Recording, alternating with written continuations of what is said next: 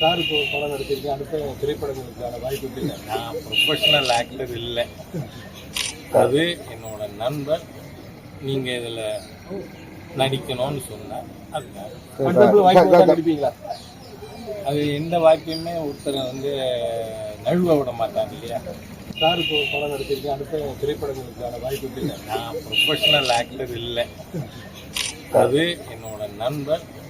நீங்கள் இதில் நடிக்கணும்னு சொன்னார், அதுக்காக.